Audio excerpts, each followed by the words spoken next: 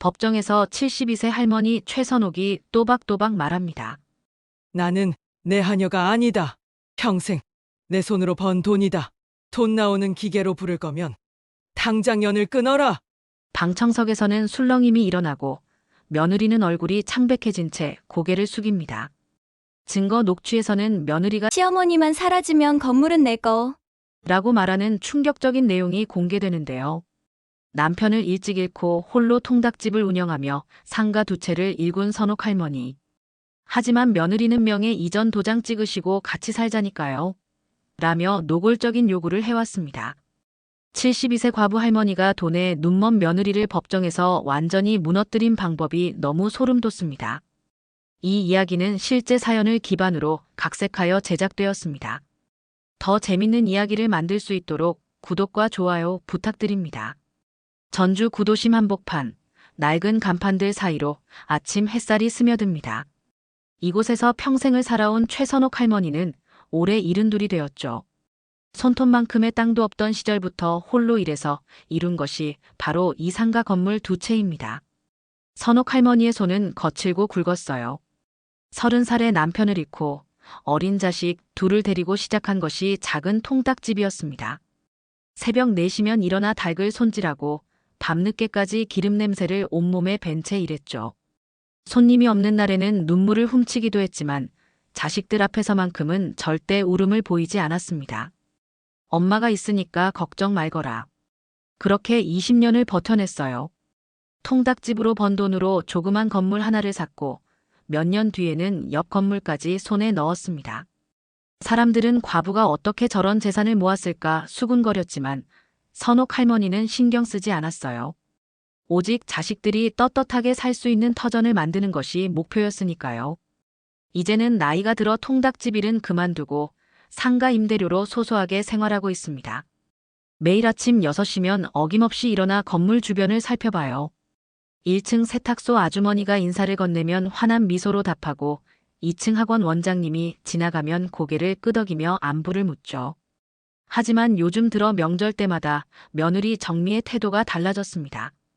차례상을 차리면서도 자꾸만 건물 얘기를 꺼내는 거예요. 어머님, 요즘 임대료 관리 혼자 하시기 힘드시죠? 저희가 도와드릴게요. 처음에는 고마운 마음이었어요. 그런데 점점 노골적으로 변해갔습니다. 어차피 나중에 상속받을 건데 미리 정리해 두시는 게 어때요? 선옥 할머니의 얼굴이 굳어집니다. 평생을 혼자 힘으로 일궈낸 재산인데 아직 멀쩡히 살아있는 어머니 앞에서 벌써 유산 계산을 하는 며느리의 모습이 서글펐어요. 이날도 아들 민수와 정미가 함께 찾아왔습니다. 민수는 어머니 앞에서 늘 조심스러워했지만 정미는 달랐어요. 거실에 앉자마자 곧장 본론을 꺼냅니다. 어머님, 건물 관리 이제 저희가 맡아야 할 것 같아요. 혼자서 하시기에는 너무 버거우실 거예요. 선옥 할머니가 찻잔을 내려놓으며 조용히 대답합니다. 아직 내가 할 수 있다. 하지만 정미는 계속 밀어붙였어요. 목소리에 조바심이 섞여 나옵니다. 그래도 어머님 나이가. 요즘 건물주들 다 자식들이 관리하던데요. 저희가 젊으니까 더 효율적일 거예요. 민수도 옆에서 어머니를 보며 조심스럽게 거들었습니다. 어머니, 정미가 걱정돼서 하는 말이에요. 선옥 할머니는 두 사람의 얼굴을 차례로 바라봅니다. 자신이 아직 정정하고 건강함에도 불구하고 마치 무능력한 노인 취급을 받는 기분이었어요. 특히 며느리의 눈빛에서는 노골적인 욕심이 드러나 보였습니다. 내 건물은 내가 관리한다. 선옥 할머니의 단호한 목소리에 거실 분위기가 차갑게 식었습니다. 정미는 입술을 꾹 다물며 불만스러운 표정을 숨기지 못했고 민수는 어쩔 줄 모르며 손만 비비고 있었죠.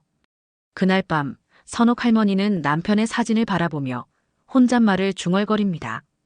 여보, 당신 없이 이렇게까지 일궈냈는데 우리 며느리는 내가 살아있을 때부터 벌써 계산을 하네요. 창밖으로 보이는 자신의 건물을 바라보며 선옥 할머니는 깊은 생각에 잠겼어요. 과연 정미가 진심으로 시어머니를 걱정해서 하는 말인지 아니면 다른 속셈이 있는 것인지 그 진심을 확인해보고 싶은 마음이 들기 시작했습니다. 하지만 며느리가 보여줄 진짜 본색은 선옥 할머니의 예상을 훨씬 뛰어넘는 것이었습니다. 며칠 후 정미는 다시 찾아왔습니다. 이번에는 남편 없이 혼자였어요. 선옥 할머니가 차를 내오자 정미는 평소보다 훨씬 직설적으로 말을 꺼냅니다. 어머님, 솔직히 말씀드릴게요. 상가 임대료는 제가 관리하는 게 맞다고 생각해요. 선옥 할머니는 찻잔을 들고 있던 손을 멈춥니다. 정미의 목소리에서 평소보다 강한 의지가 느껴졌어요. 왜 그렇게 생각하니? 어차피 우리 몫이 될 건데 미리 정리해 두시는 게 서로에게 좋을 것 같아서요. 요즘 세상에 어르신들이 건물 관리하다가 사기당하는 일도 많잖아요. 선옥 할머니의 표정이 굳어집니다. 며느리의 말투에서 자신을 무능한 노인 취급하는 뉘앙스가 역력했어요. 내가 사기를 당할 만큼 어리석어 보이니? 정민은 잠시 당황했지만 곧 태도를 바꿉니다. 그런 뜻이 아니에요. 그냥 어머님도 편하시고 저희도 미리 준비할 수 있어서 좋을 것 같다는 거죠. 선옥 할머니는 정미의 얼굴을 가만히 바라봅니다. 30년 전 남편을 잃고 혼자 아이들을 키우면서 수많은 사람들의 진심과 거짓을 구별해온 경험이 있었어요. 그 경험으로 봤을 때 지금 며느리의 눈빛은 순수한 효심과는 거리가 멀었습니다. 정미야, 내가 통닭집을 몇 년 했는지 아니? 네. 20년쯤. 23년이다. 새벽 4시에 일어나서 밤 11시에 문 닫을 때까지 하루도 빠지지 않고 일했다. 그렇게 번 돈으로 이 건물들을 샀어. 선옥 할머니의 목소리에는 자부심이 담겨 있었습니다. 그런 내가 아직 정정하고 건강한데 왜 내 재산을 남에게 맡겨야 하니? 정미의 얼굴에 짜증이 스쳤습니다. 남이 아니라 가족이잖아요. 그리고 저도 대학 나와서 일반 회사에서 몇 년 일했어요. 어머님보다는 요즘 세상 돌아가는 걸 더 잘 알죠. 그 순간 선옥 할머니의 눈빛이 차갑게 변했어요. 그래, 내가 더 똑똑하고 젊으니까 내 재산을 관리해야 한다는 거구나. 그런 뜻이 아니라. 그럼 무슨 뜻이니? 내 건물은 내 손으로 지킨 거다. 내가 살아있는데 벌써 나눠 먹을 국리냐? 선옥 할머니의 날카로운 질문에 정민은 잠시 말을 잃었어요. 하지만 곧 반박합니다. 어머님, 저도 이 집 며느리로 들어와서 10년이 넘었어요. 그동안 명절 때마다 차례상 차리고 어머님 아프실 때 병원 모셔다 드리고 그런 제가 뭘 잘못했다고 이렇게 의심을 받아야 해요? 정미의 목소리가 높아졌습니다. 하지만 선옥 할머니는 흔들리지 않았어요. 의심이 아니라 확인이다. 내가 정말로 나를 걱정해서 하는 말인지 아니면 다른 속셈이 있는지 말이야. 다른 속셈이라니요. 저는 정말 어머님을 생각해서. 그렇다면 내 결정을 존중해라. 내 재산은 내가 관리한다. 집안의 공기가 싸늘하게 얼어붙었습니다. 정민은 입술을 꼭 다물고 주먹을 꽉 쥐었어요. 그동안 참아왔던 불만이 터져나올 듯했지만 아직은 겉으로 드러내지 않았습니다. 어머님, 정말 이렇게 하실 거예요? 응, 그럴 거다. 정민은 가방을 들고 일어섰습니다. 문을 나서면서 뒤돌아보며 말했어요. 어머님도 참, 가족을 믿지 못하시네요. 문이 닫힌 후 선옥 할머니는 혼자 앉아 깊은 한숨을 쉽니다. 며느리의 마지막 말이 마음에 걸렸지만 동시에 확신도 생겼어요. 정미의 진짜 관심사는 자신의 안위가 아니라 재산이라는 것을 말이죠. 이제 진짜 속마음을 보여줄 때가 됐구나. 선옥 할머니는 창밖을 바라보며 중얼거렸습니다. 하지만 정미는 이렇게 쉽게 포기할 사람이 아니었습니다. 며느리와의 대화 이후 일주일이 지났습니다. 선옥 할머니는 밤마다 남편의 사진을 바라보며 고민에 잠겼어요. 여보, 우리 며느리 마음을 제대로 알아봐야겠어. 진짜 나를 걱정해서 하는 말인지 아니면 돈만 노리는 건지. 선옥 할머니는 결심했습니다. 정미의 진심을 확인해보는 시험을 해보기로 말이에요. 그것도 아주 확실한 방법으로요. 다음 날 저녁 선옥 할머니는 아들 민수에게 전화를 걸었습니다. 민수야, 오늘 저녁에 정미하고 같이 와라. 중요한 얘기가 있다. 어머니, 무슨 일이세요? 목소리가 좀 이상한데. 와서 얘기하자. 꼭 둘 다 와야 한다. 민수와 정미가 도착했을 때 선옥 할머니는 평소보다 수척해 보였어요. 식탁에는 간단한 반찬들만 놓여 있었고 분위기가 심상치 않았습니다. 어머니, 뭔가 안 좋은 일 있으세요? 민수가 걱정스러운 목소리로 물었어요. 선옥 할머니는 두 사람의 얼굴을 차례로 바라보며 깊은 숨을 내쉬었습니다. 그리고 준비된 대사를 천천히 말하기 시작했어요. 너희들에게 할 말이 있어서 불렀다. 정미가 젓가락을 놓으며 귀를 기울입니다. 어머니, 무슨 말씀이세요? 선옥 할머니는 잠시 머뭇거리는 척하다가 폭탄 선언을 던졌습니다. 재산을 다 날렸다. 네. 민수와 정미가 동시에 놀라 외쳤어요. 어머니, 무슨 소리예요? 선옥 할머니는 침착하게 계속했습니다. 보증을 잘못 써서 건물들이 다 담보로 잡혔어. 곧 경매로 넘어갈 거야. 거실이 조용해졌습니다. 민수는 입을 벌린 채 어머니를 바라봤고 정미는 표정이 급격히 변했어요. 어머니, 정말이에요? 농담이시죠? 농담으로 이런 말을 하겠니? 내가 너무 순진했나 봐. 오랜 친구를 믿고 보증을 섰는데 선옥 할머니의 연기는 완벽했습니다. 목소리에는 진짜 절망감이 묻어났어요. 민수는 당황한 채로 물었습니다. 그럼 어떻게 해야 해요? 변호사라도 만나봐야 하는 거 아니에요? 하지만 정미의 반응은 달랐어요. 잠시 침묵하더니 차가운 목소리로 말했습니다. 그럼 우리를 왜 불렀어요? 뭐? 재산이 없다면서 왜 우리를 불러서 이런 얘기를 하세요? 선옥 할머니는 정미의 얼굴을 주의 깊게 관찰했습니다. 걱정이나 안타깝다는 표정은 전혀 없었어요. 오히려 짜증과 실망감만 가득했습니다. 가족이니까 알려줘야 하지 않겠니? 정미가 비웃듯 말했어요. 우린 더 힘든데. 애들 학원비에 대출 이자까지 갚아야 하는데 어머니까지 돌봐드릴 여유가 있을까요? 민수가 아내의 팔을 잡으며 제지했습니다. 정미야, 그런 식으로 말하면 안 돼. 하지만 정미는 멈추지 않았어요. 뭐가 안 돼요? 솔직한 말하는 게 뭐가 잘못이에요? 어머니도 이제 현실을 받아들이셔야죠. 선옥 할머니의 가슴이 철렁 내려앉았습니다. 며느리의 진짜 속마음이 이렇게 빨리, 이렇게 적나라하게 드러날 줄은 몰랐어요. 현실이라는 게 뭐니? 이 나이에 부모가 자식한테 의존하려고 하면 안 되죠. 재산도 없으면서 가족들 불러다가 뭘 바라시는 거예요? 정미의 목소리가 점점 날카로워졌습니다. 우리도 힘들어 죽겠는데 어머니까지 모실 수는 없어요. 돈 없으면 그냥 조용히 사세요. 거실이 얼어붙었습니다. 민수는 아내의 말에 충격을 받은 듯 아무 말도 하지 못했고 선옥 할머니는 무표정한 얼굴로 며느리를 바라봤어요. 오랜 침묵 끝에 선옥 할머니가 조용히 말했습니다. 내 속이 고스란히 보인다. 무슨 뜻이에요? 내가 돈이 있을 때는 그렇게 관리해달라고 조르더니 없다고 하니까 바로 버리는구나. 이게 내 진짜 마음이었어. 정미는 잠시 당황했지만 곧 반박했습니다. 저는 현실적으로 말하는 거예요. 감정으로만 살 수는 없잖아요. 선옥 할머니는 천천히 고개를 끄덕였습니다. 그래, 현실적이구나. 이제 알겠다. 그날 밤 민수와 정미가 돌아간 후 선옥 할머니는 남편의 사진 앞에 앉았습니다. 여보, 내 시험이 너무 성공적이었어. 며느리 본색을 다 봤어. 하지만 이것은 시작에 불과했습니다.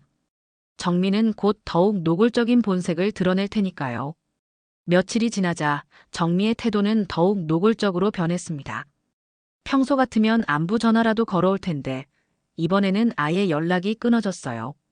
선옥 할머니가 정말로 재산을 잃었다고 믿은 것 같았습니다. 일주일 후 민수가 혼자 찾아왔어요. 어머니 앞에 앉은 민수의 얼굴은 어둡고 무거웠습니다. 어머니, 괜찮으세요? 응, 괜찮다. 민수는 한참 동안 말을 꺼내지 못했어요. 손을 비비며 망설이다가 어렵게 입을 열었습니다.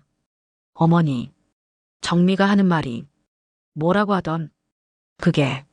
민수는 더듬거리며 말했어요. 정미가 어머니 모시기 힘들 것 같다고. 우리도 살기 바빠서.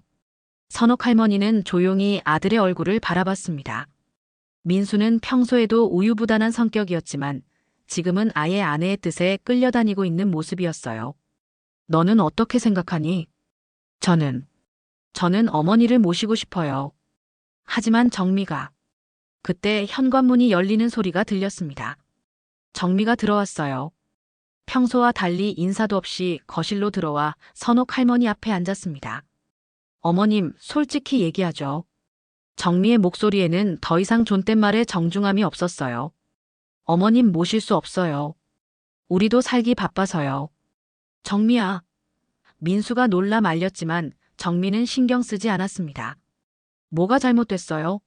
현실을 얘기하는 건데. 이 나이에 자식한테 손 벌리는 부모가 어딨어요?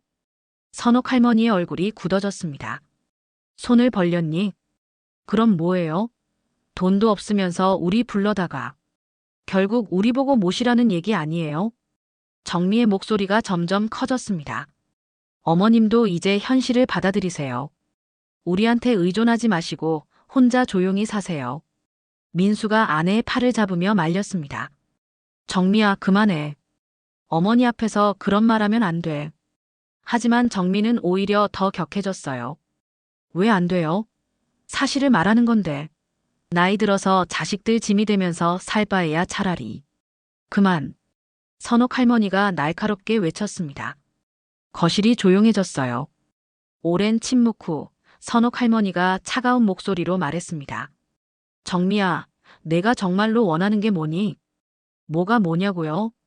재산이 있을 때는 그렇게 관리해달라고 졸랐으면서 없다고 하니까 이제는 짐이라고 하는구나.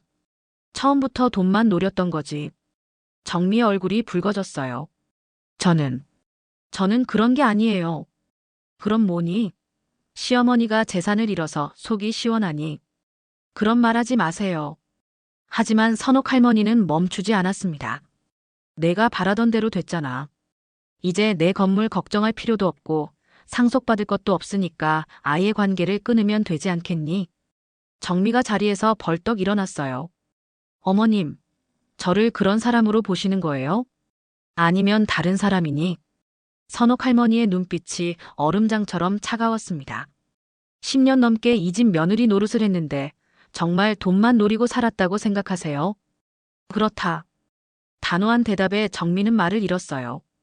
민수도 어머니의 날카로운 태도에 놀란 듯 아무 말 못했습니다. 정미야, 내 마음속에는 처음부터 효심 같은 건 없었어. 오직 내 재산만 있었지. 그게 아니에요. 그럼 증명해봐라. 내가 무일푼이 된 지금도 예전처럼 대해줄 수 있다면 말이야. 정미는 입술을 꾹 다물었어요. 아무 말도 할 수 없었습니다. 선옥 할머니가 조용히 말했습니다. 못하겠지? 돈이 없는 시어머니는 짐이니까. 그날 밤 정미와 민수가 돌아간 후 선옥 할머니는 혼자 앉아 깊은 생각에 잠겼습니다. 며느리의 본색이 이렇게까지 추악할 줄은 몰랐어요. 하지만 이제 확실히 알았습니다. 정미에게 자신은 그저 돈 셔틀에 불과했다는 것을. 이제 진짜 승부를 걸어볼 때가 됐구나. 하지만 정미도 이렇게 쉽게 물러날 생각은 없었습니다. 오히려 더욱 노골적인 공격을 준비하고 있었거든요. 며칠 후 정미는 예상치 못한 전화를 걸어왔습니다. 어머님, 제가 너무 감정적으로 말씀드린 것 같아요. 다시 한번 얘기해보면 안 될까요? 선옥 할머니는 정미의 갑작스러운 태도, 변화가 의심스러웠어요. 하지만 호기심도 생겼습니다. 그래, 와봐라. 다음 날 정미는 남편과 함께 왔습니다. 하지만 이번에는 완전히 다른 모습이었어요. 거실에 앉자마자 정미가 단도직입적으로 말을 꺼냈습니다. 어머님, 사실 저희가 조사해봤거든요. 뭘 조사했다는 거니? 민수가 불편한 표정으로 아내를 제지하려 했지만 정미는 신경 쓰지 않았어요. 어머님이 말씀하신 보증금 말이에요. 그런 일이 없더라고요. 선옥 할머니의 표정이 굳어졌습니다. 무슨 소리니? 등기부등본도 뽑아봤고 어머님 친구분들께도 물어봤어요. 어머님 거짓말하신 거죠? 정미의 목소리에는 승리의 확신이 담겨 있었어요.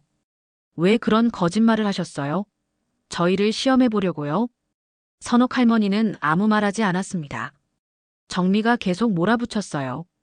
어머님, 이제 진실을 말씀해 주세요. 건물들 그대로 있는 거 맞죠? 오랜 침묵 끝에 선옥 할머니가 한숨을 쉬며 말했습니다. 그래, 거짓말이었다. 그럼 왜 그런 거짓말을? 내 진짜 속마음을 알고 싶어서였어.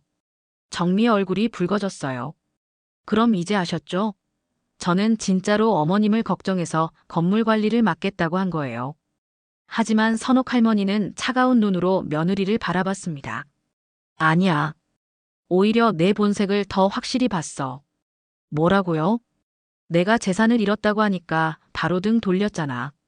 그게 내 진심이야. 정미가 자리에서 일어나며 소리쳤습니다. 어머님이 먼저 저희를 속이셨잖아요. 그런 시험 같은 건 왜 해요? 시험을 안 했으면 내 본색을 어떻게 알았겠니? 분위기가 험악해졌어요. 정민은 이제 아예 가면을 벗어던졌습니다. 좋아요. 그럼 솔직히 말할게요. 어머님 명의 이전 도장 찍어주세요. 뭐? 건물들 저희 명의로 넘겨주세요. 어차피 상속받을 거잖아요. 민수가 깜짝 놀라며 아내를 말렸습니다. 정미야, 갑자기 왜 그래? 하지만 정미는 멈추지 않았어요. 왜요? 어머님도 나이 드셨으니까 관리 힘드시잖아요. 그리고 저희랑 합가해서 사시면 돼요. 합가? 네, 큰 집으로 이사해서 같이 살아요. 어머님 혼자 이 큰 집에 사실 필요 없잖아요. 선옥 할머니는 며느리의 노골적인 요구에 어이를 잃었어요. 너 지금 뭐 하자는 거니? 현실적으로 생각해 보세요. 어머님도 편하시고 저희도 좋고 서로 윈윈이잖아요. 정미의 눈빛에는 탐욕이 노골적으로 드러나 있었습니다. 그냥 도장만 찍어주세요. 복잡한 절차 없이 간단하게. 선옥 할머니가 천천히 일어섰습니다. 정미야, 내가 정말로 원하는 게 그거구나. 당연하죠. 가족인데 뭐가 문제예요? 가족이라. 선옥 할머니는 냉소적으로 웃었어요. 좋아, 그럼 내가 어떤 사람인지 너도 제대로 알아봐라. 무슨 뜻이에요? 선옥 할머니는 서랍에서 서류 봉투를 꺼냈습니다. 이미 다 정리했어. 뭘요? 공익임대 신탁 계약. 내 건물들을 지자체 사회주택법인에 위탁했어. 정미의 얼굴이 하얗게 변했어요. 그게 뭐예요? 내 건물들이 이제 사회적 임대주택이 됐다는 뜻이야. 너희는 한 푼도 상속받을 수 없어. 안 돼요. 그럴 수 없어요. 정미가 비명을 지르며 서류를 빼앗으려 했지만 선옥 할머니는 이미 서류를 품에 감쌌어요. 왜 안 돼? 내 재산인데 내가 어떻게 처분하든 내 자유 아니야. 어머님, 그런 식으로 하시면 안 되죠. 가족이잖아요. 가족이라고. 돈만 노리는 게 가족이야? 정민은 분노에 떨며 소리쳤습니다. 끝까지 버티실 거예요? 좋아요. 법정에서 무릎 꿇게 해드릴게요. 법정? 네. 소송 걸 거예요. 어머님이 정신이 온전하지 않다고 해서라도 그 계약을 무효로 만들 거예요. 선옥 할머니는 오히려 환하게 웃었습니다. 그래, 법정에서 보자. 내가 얼마나 정신이 멀쩡한지 보여줄게. 그날 밤 정미와 민수가 나간 후 선옥 할머니는 남편의 사진을 바라보며 말했습니다. 여보, 이제 진짜 시작이야. 우리 며느리가 얼마나 추악한지 세상 사람들이 다 보게 될 거야. 하지만 선옥 할머니는 이미 모든 것을 준비해 두었습니다. 정미가 상상하지 못할 반전을 말이에요. 2달 후 법정에 출석하는 날이 왔습니다. 정미는 변호사와 함께 자신만만한 표정으로 법정에 들어섰어요. 반면 선옥 할머니는 소박한 옷차림으로 혼자 앉아 있었습니다. 저 할머니 혼자 와서 뭘 할 수 있겠어? 정미는 속으로 비웃으며 생각했어요. 재판이 시작되자 정미 측 변호사가 일어났습니다. 재판장님, 피고는 고령으로 인한 판단력 저하로 정상적인 계약을 할 수 없는 상태였습니다. 따라서 공익임대 신탁 계약은 무효입니다. 정미도 증인석에 서서 목소리를 높였어요. 어머님은 요즘 깜빡깜빡하시고 사람들한테 속기도 잘하세요. 그런 상태에서 이런 중요한 계약을 혼자 하실 리 없어요. 방청석에서는 수군거림이 일었습니다. 많은 사람들이 정미의 말에 고개를 끄덕였어요.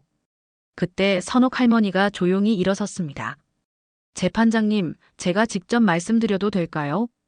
판사가 허락하자 선옥 할머니는 또렷한 목소리로 말하기 시작했습니다. 저는 최선옥, 올해 72입니다. 30살에 남편을 잃고 통닭집을 23년간 운영했습니다. 그 돈으로 상가 2채를 샀고 지금까지 혼자 관리해왔습니다. 선옥 할머니의 목소리는 분명하고 흔들림이 없었어요. 제가 치매에 걸렸다거나 판단력이 떨어진다면 어떻게 혼자서 건물을 관리하고 계약서까지 꼼꼼히 검토해서 신탁 계약을 맺을 수 있었겠습니까? 정미의 얼굴이 굳어졌습니다. 그리고 재판장님, 저에게는 결정적인 증거가 있습니다. 선옥 할머니가 서류 가방에서 녹음기를 꺼냈어요. 이것은 지난 몇 달 동안 며느리와 나눈 대화들을 녹음한 것입니다. 잠깐요. 정미가 벌떡 일어났어요. 그건 불법 녹음 아닌가요? 판사가 말했습니다. 자신의 집에서 이루어진 대화라면 일방 동의로도 증거 능력이 있습니다. 들어보시죠. 녹음기에서 정미의 목소리가 또렷하게 흘러나왔습니다. 어머님, 상가 임대료는 제가 관리할게요. 어차피 우리 몫이 될 건데. 방청석에서 웅성거림이 일었어요. 이어서 더 충격적인 내용이 나왔습니다. 이 나이에 자식한테 손 벌리는 부모가 어딨어요? 돈 없으면 그냥 조용히 사세요. 방청석에서 탄식이 터져나왔습니다. 하지만 진짜 충격은 그 다음이었어요. 시어머니만 사라지면 건물은 내 거예요. 기다리는 것도 지겹고. 이 부분에서 정미의 얼굴이 창백해졌습니다. 이건 남편에게 전화로 한 말이었거든요. 그런데 어떻게 녹음이 된 건지 선옥 할머니가 설명했습니다. 며느리가 우리 집에 와서 전화 통화를 할 때 녹음한 것입니다. 집 전화기 근처에서 큰 소리로 통화하더라고요. 정미는 자리에서 일어나 소리쳤습니다. 그건 제가 화가 나서 한 말이에요. 진심이 아니라고요. 하지만 선옥 할머니는 멈추지 않았어요. 더 있습니다. 또 다른 녹음이 재생됐습니다. 명의 이전 도장 찍어주세요. 어차피 상속받을 거잖아요. 그냥 도장만 찍어주세요. 복잡한 절차 없이 간단하게. 방청석에서 야유가 터져나왔습니다. 몇몇 사람들이 정미를 향해 손가락질을 했어요. 판사가 정미에게 물었습니다. 이 녹음들에 대해 어떻게 생각하십니까? 정미는 떨리는 목소리로 답했어요. 저는 진짜로 어머님을 걱정해서. 하지만 선옥 할머니의 마지막 폭탄이 남아 있었습니다. 재판장님, 그리고 이것은 공익임대 신탁 계약서입니다. 지자체 사회주택법인과 체결한 것으로 이미 법적 효력이 발생했습니다. 선옥 할머니가 서류를 제출했어요. 이 계약에 따르면 제 건물들은 향후 30년간 사회적 취약계층을 위한 임대주택으로 사용됩니다. 저는 관리비만 받고 나머지 수익은 모두 사회에 환원됩니다. 정미가 절망적인 표정으로 외쳤습니다. 그럼 상속은 어떻게 되는 거예요? 상속할 게 없습니다. 30년 후에는 건물 소유권이 완전히 지자체로 넘어가거든요. 방청석에서 박수가 터져나왔어요. 많은 사람들이 선옥 할머니의 결단에 감탄했습니다. 판사가 판결을 선고했습니다. 원고의 청구를 기각합니다. 피고는 충분한 판단 능력을 가지고 있으며 공익임대 신탁계약은 유효합니다. 또한 원고는 허위 진술과 노인 학대 혐의로 공개 사과문을 게시하고 사회봉사 100시간을 명령합니다. 정미는 주저앉았습니다. 자신이 노린 수십억 원의 재산이 한순간에 사라진 거예요. 선옥 할머니가 정미를 바라보며 조용히 말했습니다. 정미야, 나는 내가 진정한 가족이 되기를 바랐어. 하지만 내게는 돈만 보였구나. 법정을 나서며 선옥 할머니는 홀가분한 마음이었습니다. 하지만 진짜 드라마는 이제 시작이었어요. 법정 판결 이후 일주일이 지났습니다. 정미는 공개 사과문을 게시해야 한다는 법원의 명령 때문에 절망에 빠져 있었어요.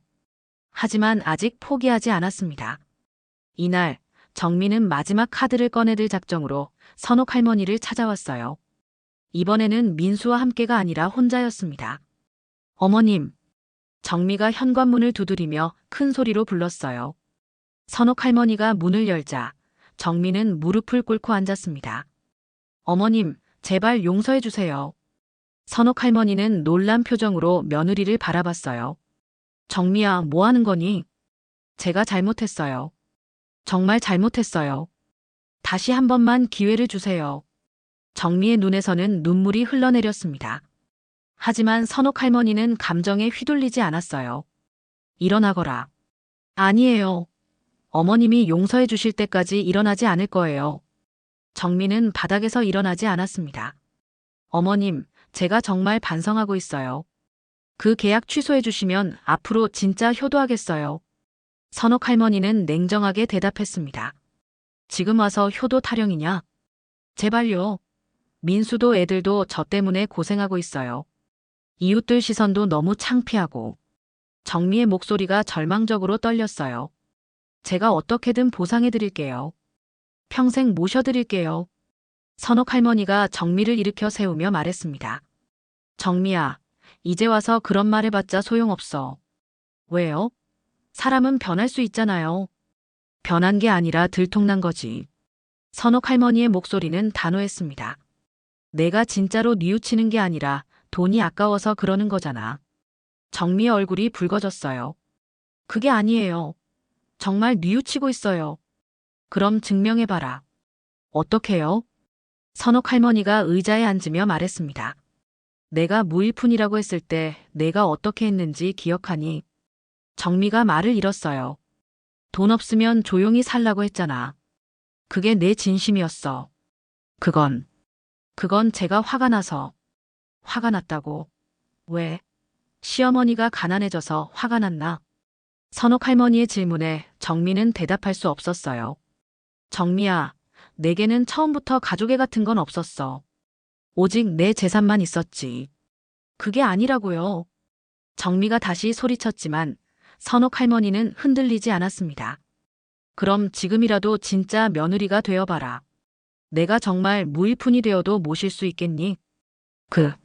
그럼요. 거짓말하지 마라. 선옥 할머니가 일어서며 정미를 똑바로 바라봤어요. 너는 지금도 내 재산만 생각하고 있어.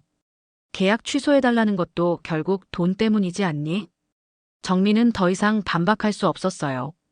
선옥 할머니의 말이 모두 사실이었거든요. 어머님, 그럼 정말 끝인 거예요? 응, 끝이다. 선옥 할머니가 확고하게 대답했습니다. 얘야, 나는 내 ATM이 아니다. 평생 내 손으로 번 돈이다. 그걸 어떻게 쓰든 내 마음이야. 하지만 가족인데. 가족이라고. 가족이 가족을 돈으로 보나. 선옥 할머니의 목소리에 분노가 섞였어요. 너는 나를 한 번도 어머니로 본 적이 없어. 그냥 돈 주머니로만 봤지. 정미가 고개를 숙이며 흐느꼈습니다. 이제 와서 울어봤자 소용없어. 내가 보여준 게 내 진짜 모습이야. 선옥 할머니가 문으로 걸어가며 말했습니다. 돌아가거라. 그리고 다시는 내 앞에 나타나지 마라. 어머님. 정미가 매달렸지만 선옥 할머니는 단호했어요. 끝났어. 그날 저녁 혼자 남은 선옥 할머니는 남편의 사진 앞에 앉았습니다. 여보, 이제야 속이 시원하네. 우리 며느리 본색을 다 봤어. 하지만 선옥 할머니의 마음 한편에는 씁쓸함도 있었어요. 그래도 10년 넘게 며느리로 지냈는데 정말 한순간도 진심이 없었을까? 창밖을 바라보며 선옥 할머니는 깊은 생각에 잠겼습니다. 이제 내 갈 길을 가야겠구나. 새로운 인생을 시작할 때가 온 것 같았습니다. 석 달 후 선옥 할머니는 큰 결심을 했습니다. 오랫동안 살았던 집을 정리하고 새로운 곳으로 떠나기로 한 거예요. 실버 코하우징이라고 하더라고. 선옥 할머니는 부동산 중개사에게서 받은 자료를 펼쳐보며 혼잣말을 했어요. 비슷한 나이의 어르신들이 함께 생활하는 공동주거 시설이었습니다. 혼자 살기엔 이 집이 너무 크기도 하고. 며칠 후 선옥 할머니는 실버 코하우징을 직접 둘러봤습니다. 깔끔하고 안전한 시설의 작은 개인 공간과 공용 거실, 그리고 옥상에는 텃밭까지 있었어요. 어떠세요? 마음에 드시나요? 시설 관리자가 친근하게 물었습니다. 좋네요. 특히 저 텃밭이 마음에 들어요. 아, 입주민들이 직접 채소도 기르고 함께 나눠 먹기도 해요. 다들 재미있어 하시더라고요. 선옥 할머니는 환하게 웃었습니다. 오랜만에 마음이 편안해지는 느낌이었어요. 한 달 후, 선옥 할머니는 이사를 마쳤습니다. 평생 모은 가구들 대부분은 기증하고 꼭 필요한 것들만 가져왔어요. 새 집은 작았지만 아늑하고 따뜻했습니다. 첫날 저녁 공용식당에서 다른 입주민들과 함께 식사를 했어요. 새로 오신 분이시군요. 반갑습니다. 옆자리 할머니가 인사를 건넸습니다. 네, 최선옥이라고 합니다. 저는 박순자예요. 여기 온 지 1년 됐어요. 순자 할머니는 선옥 할머니에게 이곳저곳을 소개해줬어요. 여기 사시는 분들은 어떠세요? 다들 좋은 분들이에요. 서로 도와주고 살거든요. 가족 같아요. 가족 같다는 말에 선옥 할머니는 잠시 생각에 잠겼어요. 며칠 후 선옥 할머니는 옥상 텃밭에서 상추를 키우기 시작했습니다. 씨앗을 심고 물을 주며 가꾸는 일이 즐거웠어요. 선옥 씨, 상추가 정말 잘 자라네요. 순자 할머니가 옆밭에서 말했어요. 통닭집 할 때 채소도 많이 길러봤거든요. 그래요? 저는 처음이라 잘 모르겠어요. 제가 도와드릴게요. 선옥 할머니는 순자 할머니에게 상추 기르는 방법을 알려줬어요. 함께 일하며 이야기를 나누는 시간이 즐거웠습니다. 한 달 후 텃밭에서 첫 수확을 했어요. 선옥 할머니가 기른 상추는 싱싱하고 맛있었습니다. 우와, 정말 맛있어요. 다른 입주민들도 선옥 할머니의 상추를 맛보며 감탄했어요. 그날 저녁 선옥 할머니는 자신의 작은 부엌에서 라면을 끓였습니다. 그리고 텃밭에서 따온 상추를 곁들여 상추쌈을 만들었어요. 이게 진짜 밥이지. 김이 모락모락 나는 라면을 호호 불어가며 먹는데 마음이 정말 편안했어요. 수십억 원의 재산도 화려한 음식도 없었지만 이만큼 행복한 적이 없었습니다. 창밖으로는 저녁 노을이 지고 있었어요. 선옥 할머니는 남편의 사진을 바라보며 말했습니다. 여보, 나 잘 살고 있어. 돈은 없어도 마음은 정말 배부르다. 그때 누군가 문을 두드렸어요. 선옥 씨, 저예요. 순자 할머니였어요. 순자 씨. 무슨 일이세요? 선옥 씨가 기른 상추로 쌈을 싸서 나눠 먹으려고 해요. 같이 드실래요? 그럴까요? 선옥 할머니는 라면 그릇을 들고 공용 거실로 나갔어요. 다른 입주민들도 모여 있었습니다. 와, 선옥 씨 라면 냄새 좋은데요? 같이 나눠 먹어요. 모두가 둘러앉아 라면과 상추쌈을 나눠 먹었어요. 소박한 음식이었지만 함께 먹으니 더욱 맛있었습니다. 선옥 씨, 여기 오시길 잘했어요. 네, 저도 그렇게 생각해요. 선옥 할머니는 진심으로 대답했어요. 그날 밤, 선옥 할머니는 일기를 썼습니다.